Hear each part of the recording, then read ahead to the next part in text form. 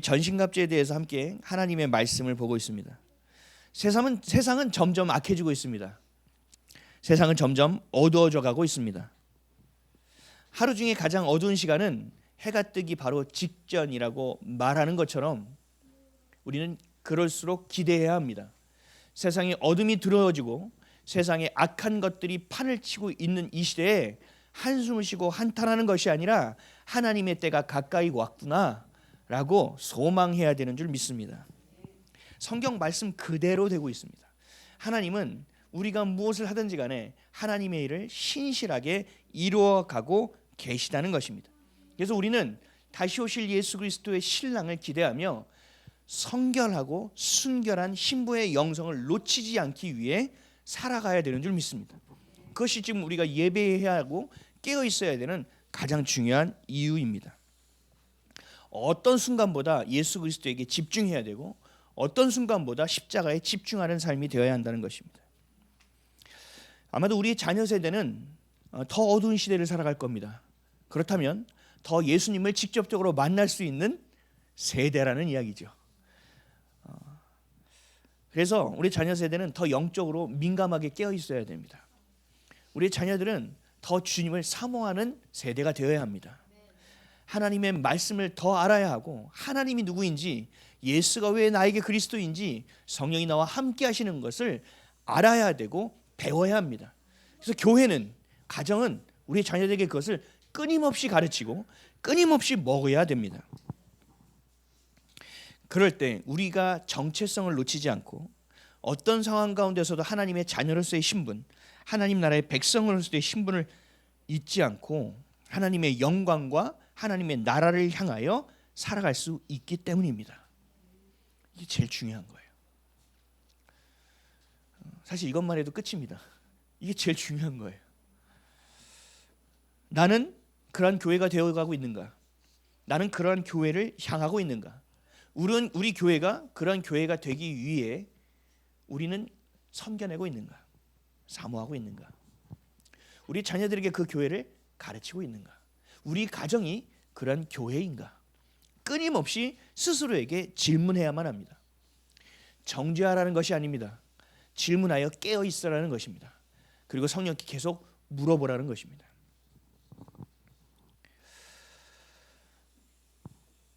여러분이 살아가고 있는 지금의 시대는 문화가 모든 것을 지배하고 있는 시대입니다. 문화의 흐름은 순결하고 거룩한 것만을 가르치고 있지 않습니다. 모든 것이 섞여 있습니다. 모든 기준이 흐릿하게 되어 있습니다. 그래서 우리가 주님만 알면 되는데 어쩔 수 없이 어둠이 무엇인지도 알아야 합니다. 사탄 마귀 귀신은 이름을 꺼내기도 쉽습니다. 그럼에도 불구하고 이들을 어느 정도는 알아야만 합니다. 그래야 우리가 대처할 수 있습니다. 며칠 전에 저에게 연락이 왔습니다. 어떤 누가 믿음은 없는 사람인데 어려움 가운데 처해 있어서 저에게 전화를 했다는 겁니다. 기도해 달라고. 어떻게 해야 될지 모르겠답니다.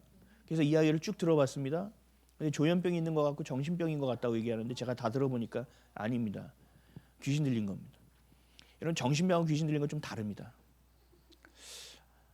제가 마지막에 뭐 때문에 정확하게 알았냐면 그 여자분의 귀에 정확하게 들렸대요. 너 김포에 사는 분이에요. 운양동에 있는 성당을 가라. 이건 귀신의 음성입니다. 전 그거 마지막에 귀신 같은데 그 말 딱 듣고 정확하네 라고 깨달았습니다. 그래서 어제부터 그분을 위해서 기도를 시작했습니다. 하나님 빛으로 임하여 주십시오. 도와주십시오.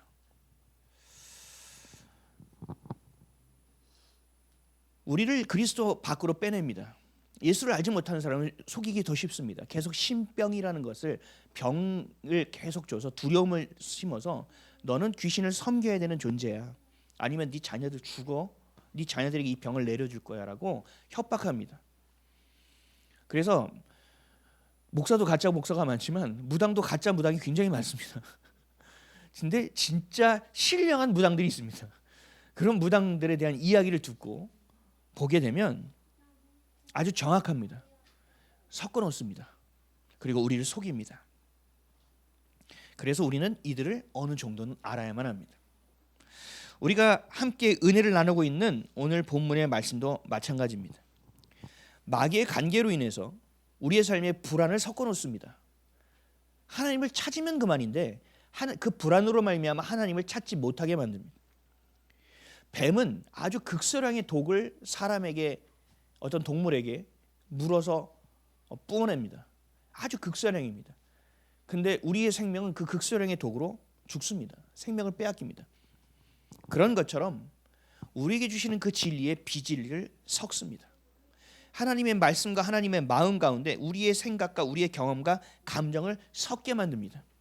그래서 진리가 온전하지 못하게 하고 온전한 믿음을 향하지 못하게 합니다. 결국은 더 나아가서 예수 그리스도의 그 이름의 능력, 그 십자가의 권세를 선포하지도 못하게 만들어 버립니다. 그래서 우리가 처음 살펴본 전신갑주의 첫 번째가 뭐였어요? 진리의 허리띠였습니다. 진리는 하나님의 말씀입니다. 하나님의 말씀이 육신을 입어 이 땅에 오신 분이 예수 그리스도입니다. 예수 그리스도가 진리 자체이십니다. 그래서 우리의 시선과 우리의 생각과 우리의 마음의 중심이 예수 그리스도가 되어야만 합니다. 그럴 때 우리에게 평안이 임하는 것이고, 그럴 때 빼앗기지 않은 기쁨이 있는 것이고, 그럴 때 우리가 어떤 상황 가운데서 하나님의 영광을 경험할 수 있게 되는 겁니다. 그냥 신앙은 좀 자연스럽게 스며드는 거지. 맞습니다. 틀린 말은 아닙니다. 그런데 여러분들이 가만히 있어서 스며들지 않습니다. 여러분이 가만히 있어서 스며드는 것은 어둠입니다. 하나님 우리에게 분명히 말씀하셨습니다. 천국은 침노 안의 것이라고 말씀하셨습니다. 내 앞에 와서 부르짖으라고 말씀하셨습니다. 내가 너의 입술에 귀를 기울이고 있으니 내게 말하라고 말씀하고 있습니다. 그 예수 그리스도를 말하고 그 그리스도를 보고 그리스도가 가신 길을 따라 걷는 것이 바로 성령 충만한 것이고, 진리로 우리의 삶의 허리를 띠는 것입니다. 허리를 느슨하게 동이면 안 됩니다. 꽉 동이라고 말씀하고 있습니다. 이것이 바로 너희가 깨어 있으라는 것입니다. 마치 전쟁터에 나가는 병사와 같이 긴장하는 거죠. 서로 드라마 같은 거 보면 그러죠. 병사들이 서로 얘기하죠. 야, 이번 전쟁 언제 끝난냐? 끝나겠지. 이번에는 우리가 살아서 집에 돌아갈 수 있겠지? 우리 애를 못 본 지 벌써 몇 년째야. 우리 어머니 살아 계실래나? 그러면서 전쟁이 시작되면 어떻게 됩니까? 싸우러 나가는 겁니다. 살기 위해서, 가족의 자유를 지키기 위해서 나가는 겁니다. 하나님은 허리에 진리의 띠를 동이라고 말씀하시면 마치 이와 같은 거예요. 여러분의 삶은 전쟁터와 같습니다. 마치 가정도 마찬가지입니다. 마귀가 우리를 그냥 내버려두지 않기 때문에 그렇습니다. 우리의 마음도 전쟁터입니다. 그냥 놔두지 않습니다. 온갖 생각과 쓰레기를 우리 가운데 막 집어넣어줍니다. 그리고 그 쓰레기 냄새 중에 가장 반응을 많이 하는 것을 더 집어넣습니다. 가만두지 않습니다. 그럼에도 불구하고 태풍이 바다 가운데 몰아쳐서 수십 미터의 파도가 올라오더라도 그 바다 밑에 쉬면은 잔잔한 것 같은 것처럼 우리의 삶이 수없이 많은 전쟁이 있지만 우리 가운데 그리스도를 품고 우리의 시선이 그리스도를 바라보며 우리의 삶이 예수 그리스도를 향하여 같은 길을 걸어갈 때 우리도 그 전쟁도 같은 세상 가운데 마음의 평안함을 경험하게 되는 것입니다. 이 평안함은 반드시 경험해야 됩니다. 오늘 아침에도 저에게 문자가 하나 와가지고요. 제가 문자로 얘기했습니다. 불안에 대한 이야기를 하시더라고요. 그래서 제가 얘기했어요. 불안을 없앨 수 있는 방법은 단 하나밖에 없습니다. 평안으로 채우는 길밖에 없습니다. 불안을 묵상하지 마십시오. 평안을 묵상하십시오. 불안 때문에 두려워하지 마십시오. 하나님이 그 모든, 하나님 임재하시는 동안 그 모든 것은 없어집니다. 마찬가지예요. 하나님의, 우리가 예수를 대충 믿는다는 것은, 우리가 예수를 그저 그렇게 스미듯이 믿는다는 것은요, 하나님의 성품과 맞지 않습니다. 여러분, 성경을 읽으면서 저는 하나님의 성품을 보고 또 봅니다. 그럴 때마다 경험되어지는 게 뭔지 아세요? 야, 하나님 어떻게 이렇게 적극적이시지? 아니, 어떻게 이렇게 힘있게 맨날 앞으로만 가라고 하시지? 그렇게 가시지? 이해가 안 됩니다. 그저께 제가 하나의 영상을 봤습니다. 다큐멘터리 저는 너무 좋아하고, 끌이라는 물고기가 있습니다. 끌이. 근데 이 끌이라는 물고기는요, 밑에서요 올라와서 잠자리 같은 걸 띄워서 잡아먹습니다. 날개도 없습니다. 되게 신기하죠. 길쭉하게 생겼어요. 근데 계속 실패합니다. 계속 실패합니다. 그랬더니 나레이터가 이렇게 얘기하는데 마음에 꽂혔어요. 뭐라고 하냐면요, 사냥은 늘 성공할 수는 없습니다. 절반 이상이 실패입니다. 그래도 끓이는 다른 포식자와 같이 어떤 물고기, 어떤 것을 자신이 살기 위해서 잡아먹기 위해서 결코 포기하지 않습니다. 작은 것을 잡아먹더라도 자기의 있는 힘을 다합니다.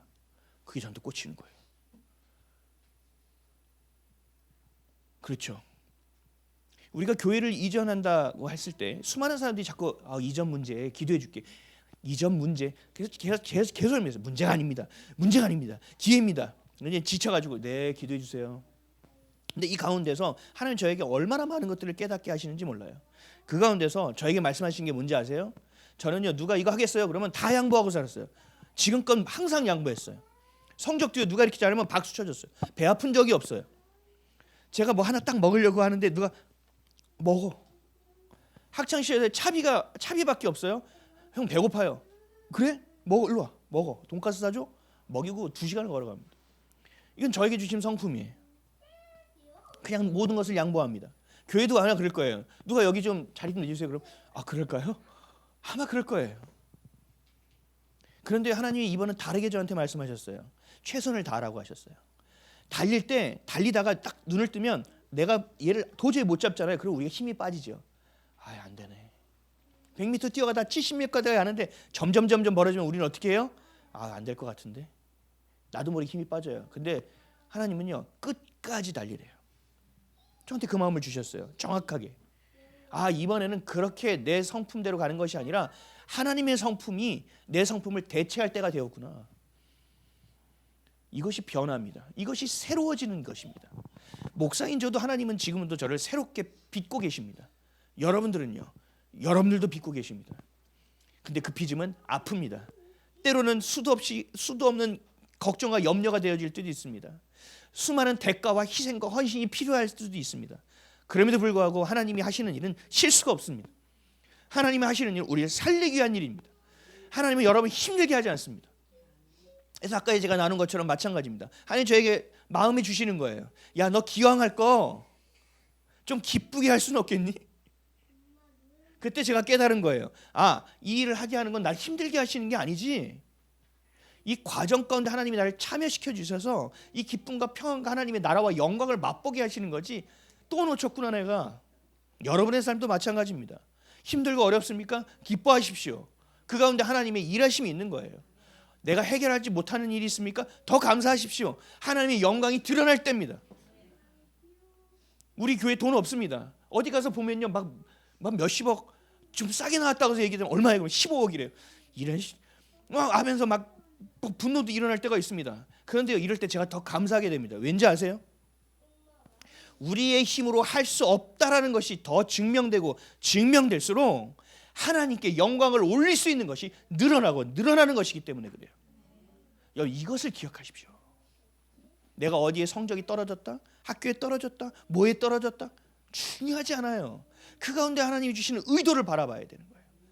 이게 좋은지 알았는데 이게 나빴다? 그것도 관계치 마세요. 하나님은 절대로 실수하지 않습니다. 하나님 나아가지 않아요. 하나님의 성품은 느슨하지 않습니다. 성경적이지 않습니다. 성경에 제가 늘 얘기하죠. 여러분 성경에서 유턴이 있으면 저한테 가져오세요. 제가 소고기 사드릴게요. 유턴이 없어요. 성경에는. 성경이 뭔지 아세요? 가. 아니면 머물러 기다려. 기다릴 때 땡자 기다려? 아니 기도하라는 거예요. 아멘이십니까? 여러분들이 이렇게 세상을 진리로 살아가요. 그래요. 주님 감사해요. 기쁘지요. 주님 이것도 주님의 뜻이 있는 줄 믿습니다. 그런데요. 우리가 인간이기 때문에 이 땅을 아직도 살아가는 존재이기 때문에 이런 생각이 들 때가 있어요. 야, 나 이러다가 진짜 잊혀지는 거 아니야? 나 맨날 이렇게 살다가 나 놓치는 거 아니야? 나 이렇게 하다가 다른 애들 들러리만 되는 거 아니야? 야, 내 인생 진짜 이렇게 열심히 살았는데 아무것도 없어? 와, 진짜 내가 봐도 너 인생 한심하다. 야, 어떻게 너는 그렇게 뭘 열심히 한다고 했는데도 열매도 없고 무기력한 인생이니? 우리의 감정에 이런 말들이 속삭여질 때가 있습니다. 마치 이런 거죠. 이런 얘기를 여러분이 무기력하고 허망할 때 들었다고 생각해 보세요. 자, 야, 삶의 주체는 너 스스로야. 너 스스로가 너 먼저를 사랑해야 돼. 너의 운명은 네가 개척하는 거고 네 영혼은 그 무엇에서 흔들리고 휩쓸리지 말아야 돼. 그 모든 건 네가 결정할 수 있는 거야. 힘을 내. 이런 얘기를 들었다고 생각해 보시면 어때요? 힘이 나십니까? 좀 위로가 되십니까? 좀 좋게 느껴지지 않아요? 성경적이지 않아요. 이거를 뭐라고 사상, 이 문화적 흐름으로 뭐라고 얘기하냐면요, 세속적 인본주의라고 합니다. 성경적이 아니란 얘기죠. 하나님의 것이 아니란 얘기예요. 그러니까 여러분 잘 들으셔야 돼요. 내가 너무 힘들어? 위로받으려고 해서 위로가 받게 되는 게 아니에요. 하나님 앞에 서서 내가 하나님의 자녀라는 것이 인식되어질 때 위로가 되는 거예요.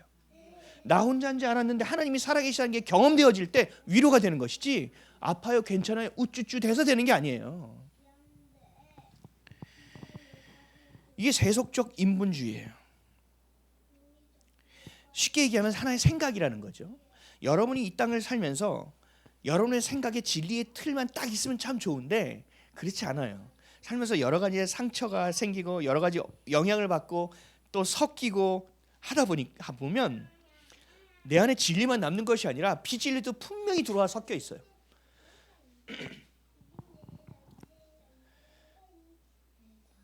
뭔가 좋은 결과를 얻고 뭔가 좋은 게 좋은 것 같고 뭔가 좀 잘 될 것 같고 이게 위로 같고 이게 사랑 같고 보이지만 하나님의 진리가 아닌 내 생각이 섞여버리는 순간부터 이건 비진리가 되어버리는 거예요. 좋은 게 좋은 거지, 이런 사람들이 거의 대부분 동성애를 찬성하는 겁니다. 동성애의 사람들 긍휼히 여겨야죠. 불쌍히 여겨야 돼요. 근데 어디까지 가는지 아세요? 이 세속적 인본주의로 가다 보면 불쌍하지, 긍휼히 여겨야지, 그리고 또 인정해줘야지, 함께 사는 거지, 여기까지 가요. 수용하고 포용하는 것이 나중에 허용하는 것까지 간단 말이에요. 결국 진리의 비진리가 섞여버리는 거예요. 안 돼요. 성경은 분명히 얘기하고 있어요. 동성애는 안 된다는 거예요. 이것은 가정을 깨는 행위고 하나님의 질서를 깨는 행위, 이건 죄라고 분명히 말씀하고 있다는 거죠. 그렇죠? 근데 우리가 볼 때 죄야, 너 죄인이잖아, 너 죄야, 이건 기분 나빠 보이잖아. 야, 이건 좀 아닌 것 같잖아요. 죄예요 라는 거야. 죄야, 뭐가 달라요? 죄예요, 그럼 기분이 덜 나쁜가요? 그렇지 않다니까요. 이건 감정에 속는 거예요. 이 모든 것이 세속적 인본주의라는 거예요. 쉽게 얘기하면 내 기준으로 본다는 거죠. 안 돼요. 이렇게 되면 다 속아버리는 거예요. 우리의 시선이 밖을 볼 때 이 창을 보고 203동, 202동이 저 색깔이 보이잖아요. 근데 여기에 빨간색으로 입혀본다고 해보세요. 햇빛이 너무 많이 들어와서 회색으로 입혀본다고 하세요. 그럼 저 202동, 203동이 저 색깔로 보이겠어요? 아니요. 안 보인단 말이죠. 마치 이와 같아요. 우리가 세상을 바라볼 때 성경적인 가치관과 성경적인 세계관, 진리로 세상을 바라볼 때 정확하게 해석될 수 있는 거예요. 내 감정에 휩싸이지 않고 어떤 상황과 인식에 헷갈리지 않는 거예요. 그게 바로 성경적 가치관, 성경적 세계관, 진리 안에 있는 사람들이 보는 시선이에요. 근데 세상 사람들이요, 소위 말해서 세상 말로 자기 꼴리는 대로 보는 거예요. 여기서 보면 노랗네? 여기서 보면 빨갛네? 와, 위아더 월드 다 아름다운 거 아니겠어? 빨간색, 노란색이 섞이면 초록색, 와, 더 예뻐, 이러고 산단 말이죠. 아니, 그렇지 않아요. 여러분, 세속적 인본주의가 여러분들도 모르게 여러분 안에 섞여 있습니다. 이것을 찾아내고 분리시켜야 되는 거예요. 이것을 누가 도와줍니까? 성령께서 도와주시는 것이고, 우리가 아무리 성경을 봐도 머리로만 하는 것은 의미가 없어요. 마음으로 경험되어져야 합니다. 성령이 가르쳐 주시면 머리가 아닙니다. 마음으로, 영으로 경험되어 주시니까 딱 알게 됩니다. 내가 실제적인 액티비티, 이런 활동 안에서의 경험이 없어도 알게 됩니다. 놀라운 겁니다. 이게 하나님의 지혜라는 거예요. 진리에 견주어 보십시오. 항상 우리의 습관은 어떻게 되는지 아세요? 내 생각을 놓고 견주어 봅니다. 안 돼요. 진리를 세워놓고 내 생각을 견주어 보십시오. 이게 안 바뀌면, 이 생각이 안 바뀌면 이 생각의 저주에서 나올 수가 없습니다. 하나님의 말씀은 절대로 진리가 될 수 없습니다. 그래서 성경에서 뭐라고 해요? 내가 죽어야 된다는 얘기입니다.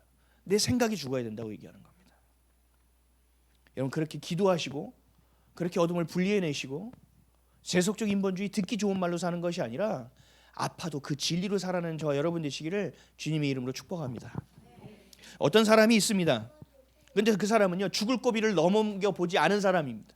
근데 헐떡거리며 죽는 사람이 있습니다. 그 사람에게 가서 이렇게 얘기합니다. 사람은 누구나 죽어. 죽을 수 있어. 그런 상황을 맞게 할 수 있어. 이 사람이 위로가 될까요? 아니요, 절대 안 돼요. 저는 암을 경험해 본 적이 없습니다. 근데 암병동에 가서 예수를 믿으세요. 암은 하나님 고칠 수 있습니다. 와닿을까요? 아니요. 옛날에 기도회 때 천정은 자매라고 항암 치료 100번 받은 말도 안 되는 사람이 있어요. 아직도 생존해 계시더라고요. 제가 가끔 한 번씩 찾아봐요. 아직 살아 계시나 이렇게 찾아보면서 간증하고 계세요. 아직도. 그분이 암이 났다가 다시 재발했을 때 기뻐했습니다. 왠지 아세요? 암병동에 가서 내가 제대로 전도할 수 있게 됐다고 하는 거예요. 여러분, 이것이 바로 세속적 인본주의가 아니라 진리 안에서 나를 바라보고 진리에서 세상을 해석하는 눈이에요. 모든 것을 잃을 수밖에 없는 절체절명의 순간 가운데 사람들이 다 나를 돕지 않고 다 떠나고 배신하고 그런 상황 가운데서 주님 앞에 무릎 꿇고 마지막이라는 심정으로 주님 살려주세요라는 기도를 해본 적이 있습니까? 여러분, 어려워지면요 친구 다 떠납니다. 죄송하냐, 그래서 친구를 저는 제일 중요하게 생각하지 않습니다. 우리 자녀들도 잘 들어야 돼. 친구가 정말 중요한 때인데 그렇지 않아. 그렇다고 중요하지 않다고 얘기하는 건 아니지만 내가 힘들고 어려우면 친구들 다 떠납니다. 저는 저희 집이 망했을 때 친구들 다 떠났습니다. 불러서 저한테 술 한 잔 먹으래 한 잔에 5만 원짜리라고 해서 업고 나왔습니다. 그다음부터 안 받습니다. 그리고 신학교 간다니까 또 떨어져 나갑니다. 제 그냥 그런 우리랑 같은 그냥 그런 기독교인인 줄 알았는데 야, 쟤 리얼이었어. 부담스러워. 이렇게 해버립니다. 그러나 하나님은 우리를 떠나지 않습니다. 여러분, 그런 상황 가운데 기도해 보셨습니까? 눈물을 흘리며 끝까지 생명을 걸고 기도해 본 적 있습니까? 그렇게 기도해 보지 않았는데 나 기도 알아 이렇게 얘기할 수 없는 겁니다. 맞죠? 내가 죽을 고비를 넘겨보지 않고 죽음 누구나 한 번쯤 맞이하는 거야. 그렇게 얘기해서는 안 됩니다. 처절하게 주님과 기도의 자리에서 씨름해 봐야 됩니다. 저는 여기에 서기까지 얼마나 많은 씨름을 했는지 모릅니다. 야복강에서 야곱이 싸웠던 것처럼 주님 앞에서 얼마나 많이 울며 싸웠는지 모릅니다. 때로는 주먹질도 했습니다. 허공질에. 허공을 향하여 삿대질하며 욕도 했습니다. 때로는 교회를 지나가면서 교회 돌도 던졌습니다. 하나님 살아계시면 나와보라고요. 얼마나 많은 경험을 했는지 모릅니다. 그렇게 주님을 불러보지 않고 기도했다고 얘기하면 안 됩니다. 다른 사람을 위로하기도 어렵습니다. 그런데 이 땅을 사는 사람들은 어떻게 하는지 아세요? 자기가 머리로 알고 드라마로 알고 또 책으로 배운 걸 가지고 아는 것처럼 합니다. 위로가 안 됩니다. 의미가 없습니다. 머리로 하는 것은 절대 의미가 없습니다. 제가 그래서 우리 교회는 교리부터 가르치지 않는 거예요.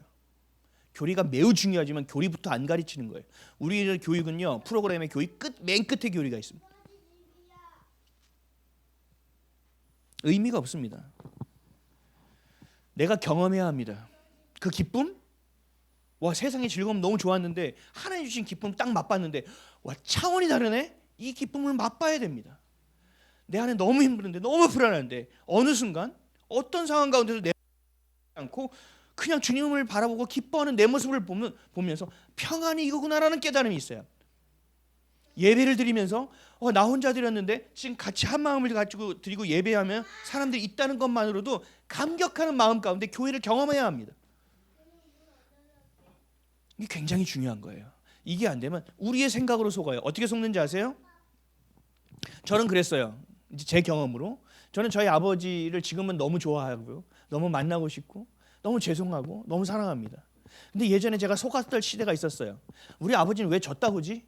남자가 돼서 남편이 돼가지고 아빠가 돼가지고 항상 우리 아버지를 정죄하고 판단했습니다. 뭐 저래? 어떻게 사람이 저런 거야? 저희 은원인을 나왔을 때 저희 아버지가 산후조리비를 분명히 약속하셨는데 그걸 다른 데 쓰겠다고 와서 얘기했습니다. 축하해야 될 자리에.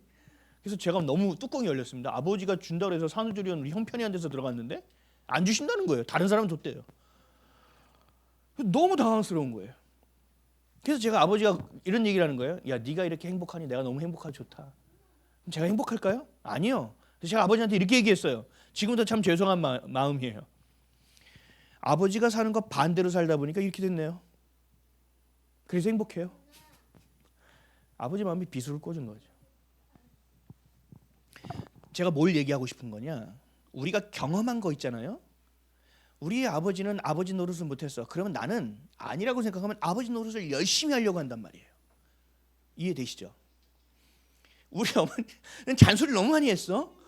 그러면 나는 잔소리 하지 말아야지. 이게 반작용이라는 거예요. 이해되시죠? 저희 집은 늘 옛날 얘기입니다. 너무 많이 싸우셨어요. 그래서 제가 집에 들어가질 않았어요.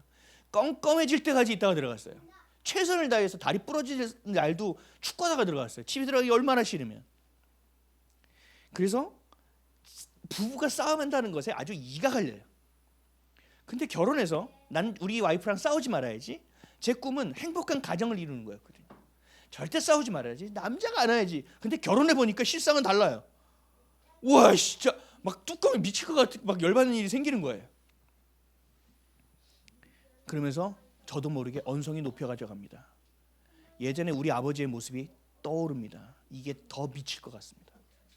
그래서 목소리가 더 커집니다. 이미 깨진 거 에라 모르겠다가 되어버려요. 우리의 삶은요, 이런 반작용의 결과가 너무 많다라는 거예요. 이게 뭐예요? 이걸 사조로 보면, 문화적 흐름을 보면 스콜라주의입니다. 스콜라주의. 스콜라 철학 들어보셨죠? 뭐예요? 내가 머리로만 아는 것을 안다라고 생각하는 것이고 내가 아는 것이 전부라고 여기는 거예요. 아니요. 이게 섞이니까 진리가 무너져 버리는 거예요. 절대 그렇지 않아요. 청소년들 특히 엄마 아빠가 좀 우스워지기 시작합니다. 아니 이것도 못해? 아니 이걸 왜 못해? 아니 엄마 아빠가 이렇게 우주같이 큰 줄 알았더니 별거 아니네. 이런 생각이 들 때가 있습니다. 아니요. 웃기지 말아요. 나이가 70이 들고 80이 들어도 늘 새로운 거 투성이고 늘 새 것이고 늘 배워야 돼.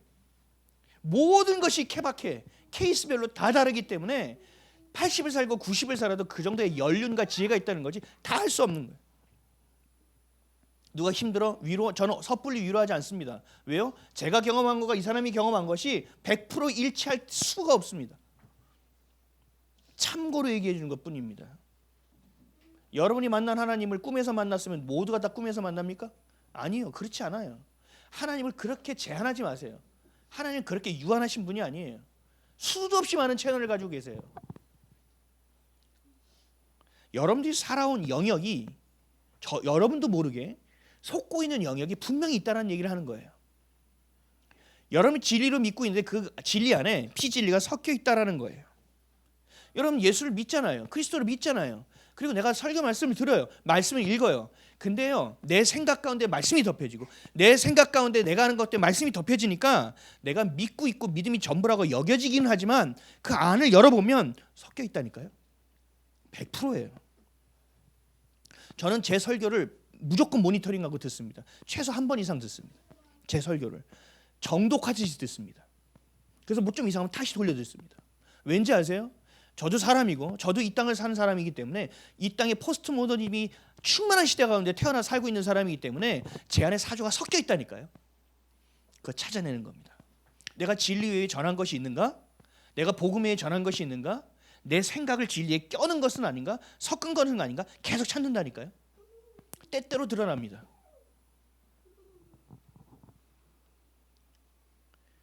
이게 인본주의예요. 인본주의가요. 그냥 신본주의 반대 인본주의 이 정도 수준이 아니에요. 여러분들의 삶 가운데 아주 치밀하고 아주 정교하고 아주 구체적으로 다 들어가 있단 말이에요. 마치 우리의 핏줄과 같이. 대부분의 그리스도인들은 세속적 인본주의와 스칼라주의에 빠져 있습니다. 분명합니다. 그래서 여러분 이것들을 알아야 하는 거예요. 이 어둠이 나를 어떻게 속였는가? 이 상처가 나를 어떻게 유린하고 있는가? 이 상처에 내가 어떻게 반응하고 있는가를 살필 수 있어야 된다는 거예요.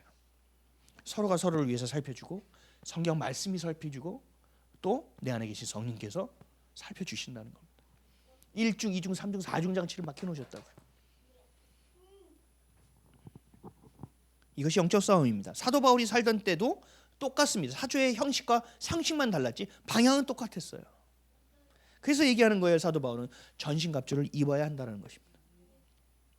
10절에서 11절 한번 읽어볼까요? 6장 읽겠습니다. 시작.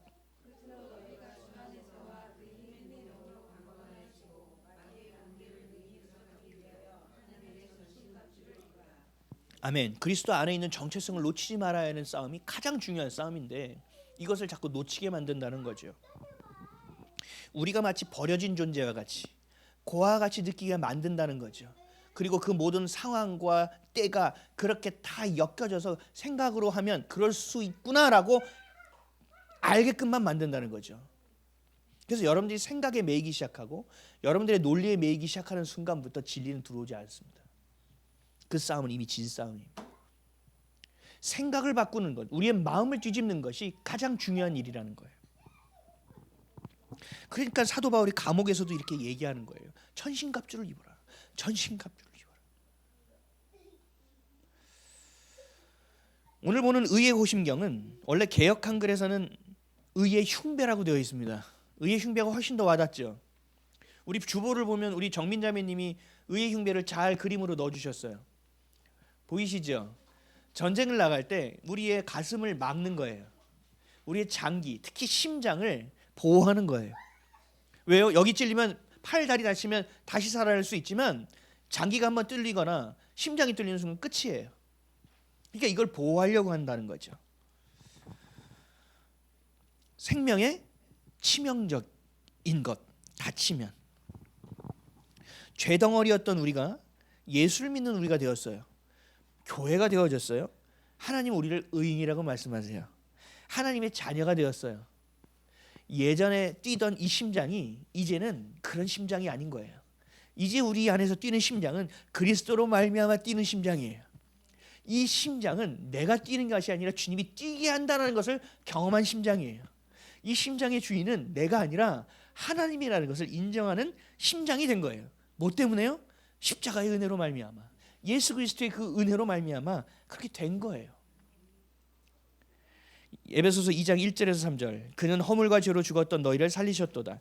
그때 너희는 그 가운데서 행하여 이 세상 풍조를 따르고 공중의 권세를 잡은 자를 따랐으니 곧 지금 불순종의 아들들 가운데서 역사하는 영이라. 전에는 우리도 다 그 가운데서 우리 육체의 욕심을 따라 지내며 육체와 마음에 원하는 것을 하여 다른 이들과 같이 본질상 진노의 자녀였더니 십자가 은혜, 십자가의 보혈의 은혜가 없다면 우리 이렇게 사는 거예요. 그냥 육신의 심장만 뛰고 있는 것이죠. 사도행전 13장 39절. 모세의 율법으로 너희가 의롭다 하심을 얻지 못하던 모든 일에도 이 사람을 힘입어 믿는 자마다 의롭다 하심을 얻는 것이니라. 이 사람이 누구예요? 예수 그리스도예요. 이분으로 인하여 우리는 의롭다 하심을 얻었다는 거예요. 예수 그리스도의 피 흘리심으로, 구속하심으로, 우리의 죄를 없다 여겨주심으로 우리 다시 살아났다는 거죠. 그러니까 우리의 심장은 이제 내 심장이 아니라는 거예요. 우리가 죽다가 살아나면 어떻게 돼요? 인생을 덤으로 살아간다고 표현하는 것처럼 이제 이 뛰는 심장은 예수 그리스도로 인한 심장이고 예수 그리스도를 위한 심장이 된다는 거죠. 그래서 우리에게 의의 흉배라고 말씀하는 건 뭐냐? 내 안에 있는 그리스도를 지키라는 거예요. 네 안에 그리스도를 품으라는 얘기예요. 그것을 빼앗기지 말라는 거예요. 어떤 누가 어떠한 치명적인 공격을 할 수 있으니 그 이름을 방어해내라는 거예요. 네 안에 있는 심장에 새겨진 그리스도라는 이름을 놓치지 말라는 얘기예요. 이게 바로 의의 흉배, 의의 호심경을 우리에게 차라는 말씀입니다. 우린 죄인이잖아요. 죄 덩어리잖아요. 매일처럼 죄를 짓잖아요. 이걸 씻을 수가 없어요. 어렸을 때 저는 이런 생각을 했어요. 예수 그리스도의 보혈로 씻어달라고 기도하면서 이런 물음표가 생기는 거죠. 주님의 보혈이 그렇게 많을까? 내가 써도 수톤을 썼을 텐데 예수님의 피가 그렇게 많을 수 있을까? 영적인 건 모르니까 육적인 걸 생각하는 거죠. 그때 제가 결단했어요. 주님, 죄송합니다. 근데요, 필요합니다. 제가 죄인이라서요. 지금 몇 톤을 쓰셨는지는 잘 모르겠는데 좀 더 쓰셔야 될 것 같습니다. 옛날에 믿음이 없고 성경을 몰랐을 때도 그렇게 기도했어요. 그때 주님이 기뻐하셨던 것 같아요. 어떤 상황 가운데서도 우리는 그걸 지켜야 합니다. 그러니까 여러분 선택을 쉽게 해서는 안 돼요. 어떤 선택이든 내가 편리한 선택을 하면 안 돼요. 우리가 불편하고 또 힘겹고 어려워도 죄와 관계없는 선택을 하셔야 돼요. 이게 호심경이 우리 안에 찬다는 얘기예요. 내 생각과 내 논리와 내 사고를 가지고 내 경험을 가지고 주님을 의뢰하는 것이 아니에요. 주님이 주신 그 생명을 가지고 주님을 향하는 거예요. 우리의 심장, 우리의 마음을 빼앗기지 않고 살 수 있다는 것은 이 전신갑주의 차원에서 봤을 때 결국은요 마귀의 거짓말에 속지 않는다는 겁니다. 어떤 것을 얘기해도 난 예수 그리스도의 사랑에서 끊을 수 없다. 주님의 사랑에서 나를 끊을 수 없는 이라고 우리가 고백하고 선포할 수 있는 자들이 된다는 거죠.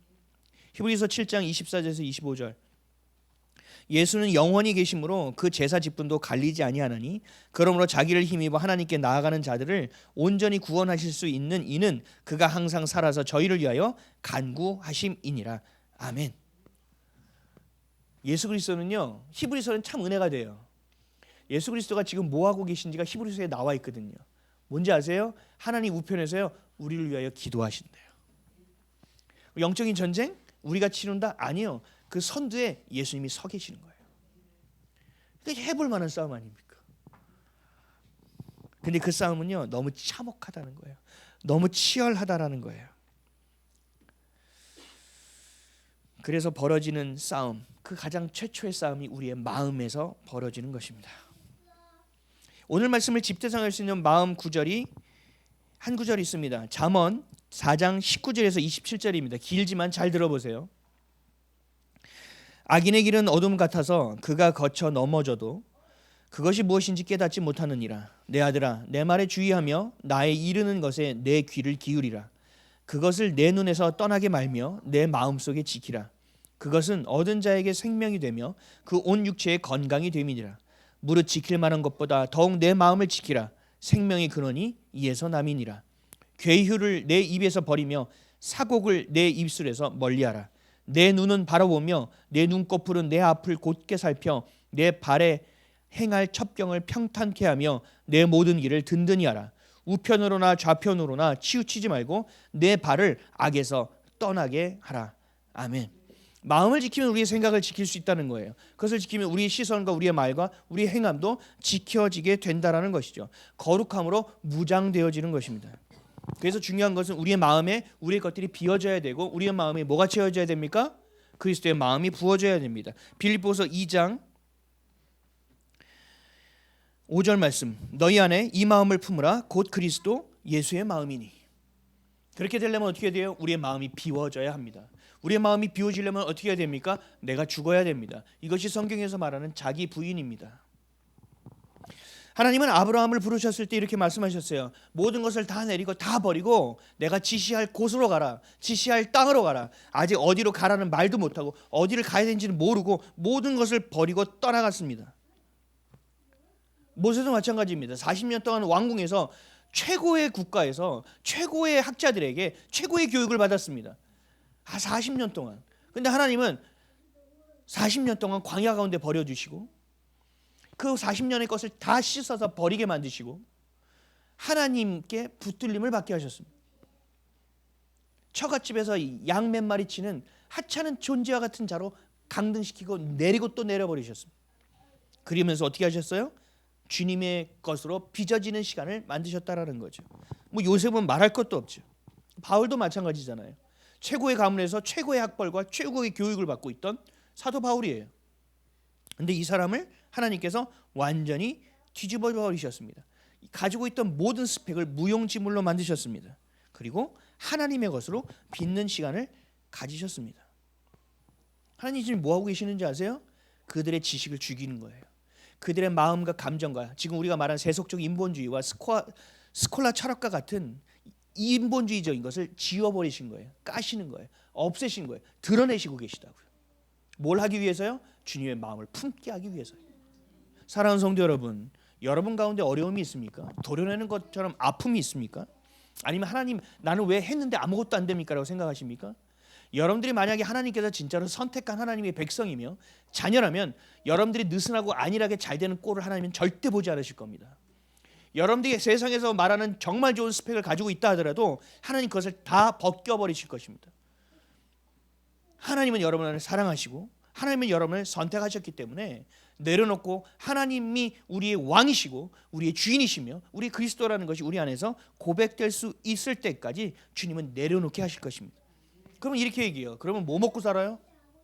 여러분 모세와 아브라함과 바울이 굶고 살았습니까?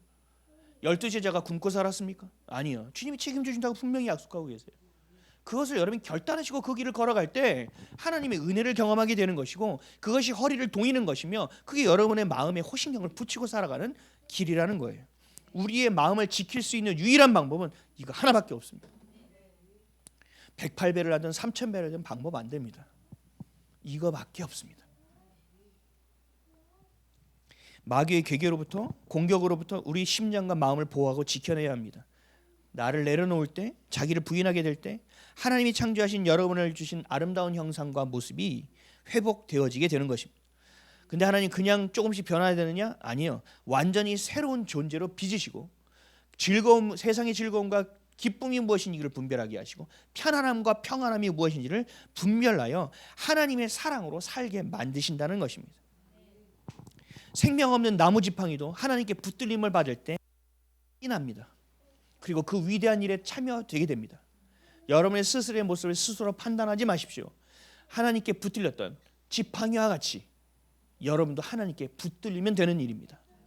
하나님 그러기 위해서는 내려놓으라고 말씀하시고 너가 죽어야 된다고 말씀하시고 내가 너에게 준 생명이 진짜 생명이 되어야 한다고 말씀하고 있는 것입니다. 모두가 의의 호심경을 장착하셔서 마음을 지켜서 주님이 주시는 선함과 그 복음을 따르고 행하며 살아가는 저와 여러분 되시기를 예수 그리스도의 이름으로 축원드립니다.